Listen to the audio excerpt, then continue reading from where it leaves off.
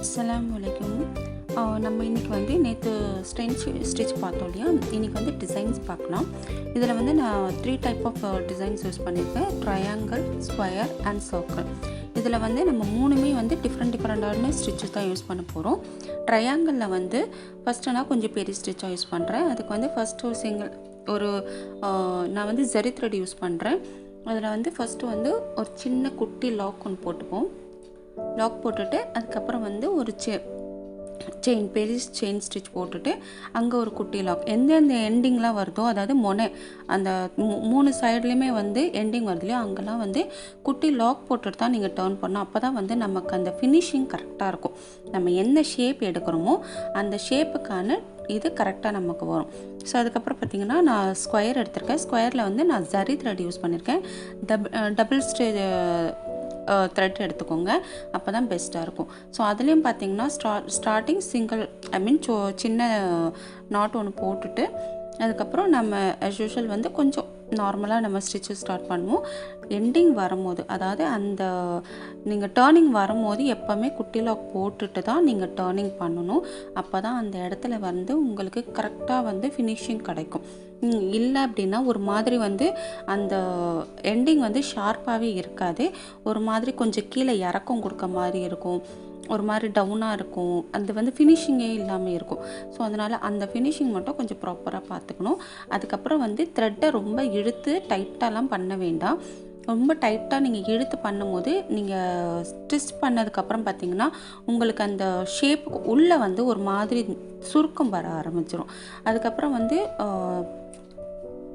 அதே மாதிரி பார்த்திங்கன்னா நம்ம த்ரெட்டையும் வந்து நம்ம கிளாத்தை வந்து நம்ம ஸ்டாண்டில் வச்சுருக்கோம் இல்லையா, ஸோ அது வந்து லூஸாக இருந்தது அப்படின்னா நம்ம போடும்போது ஸ்டிச்சஸில் வந்து லூஸ் கொடுக்க ஆரம்பிச்சிடும். அதுவும் வந்து ஒரு மாதிரி அசிங்கமாக இருக்கும். ஸோ அதனால் முடிஞ்ச அளவுக்கு வந்து நம்ம வந்து பார்த்துட்டு இப்போ நான் ஃபைனல் முடிச்சுட்டேன். நான் எண்டிங் நாட் போட்டுக்கிறேன். எண்டிங் ஸ்டிச் போட்டுட்டு நம்ம வந்து நெக்ஸ்ட்டு வந்து சர்க்கிளில் வந்து நான் வேறு அதாவது ரொம்ப குட்டி மைனூடான ஒரு ஸ்டிச், அதாவது நெக் டிசைனுக்குலாம் நம்ம யூஸ் பண்ணுற ஸ்டிச் வந்து இதை நம்ம யூஸ் பண்ணுவோம். இந்த ஸ்டிச் வந்து இனி வர நிறைய இதில் வந்து தாம்பூ ஸ்டிச்சில் யூஸ் ஆகும். நிறைய ஸ்டிச்சஸ்க்கு இதை நம்ம பயன்படுத்துவோம். ஸோ இது வந்து ஸ்டார்டிங்லேயே நீங்கள் ப்ராக்டிஸ் பண்ணிட்டீங்க அப்படின்னா உங்களுக்கு அடுத்தடுத்த ஸ்டிச் எல்லாமே ரொம்ப ஈஸியாக இருக்கும். செயின் ஸ்டிச்சு தான் பேசிக்கே, அது கரெக்டாக வந்துடுச்சுனாலே உங்களுக்கு மற்ற எல்லா ஸ்டிச்சுமே ஈஸியாக வந்துடும். ஸோ அதனால் எப்போவுமே ப்ராக்டிஸ் பண்ணும்போது பெரிய ஸ்டிச்சிலேருந்து சின்னதுன்னு அப்படியே கொஞ்சம் கொஞ்சமாக ப்ராக்டிஸ் பண்ணுங்கள். மெயினாக ஸ்டார்டிங்கில் வந்து உங்களுக்கு த்ரெட்டு ரொட்டேட் ஆகணுன்றதுக்காக வந்து நீங்கள் ஜரியில் யூஸ் பண்ணுங்கள். அதர்வைஸ் நீங்கள் எல்லாமே வந்து சில்க் த்ரெட்டை நீங்கள் யூஸ் பண்ணால் மட்டும்தான் உங்களுக்கு கரெக்டாக இருக்கும். நீங்கள் எந்த ஷேப் போட்டாலும் அந்த ஷேப்பை வந்து நமக்கு கரெக்டாக காட்டுற மாதிரி ஸ்டிச் பண்ணுங்கள்.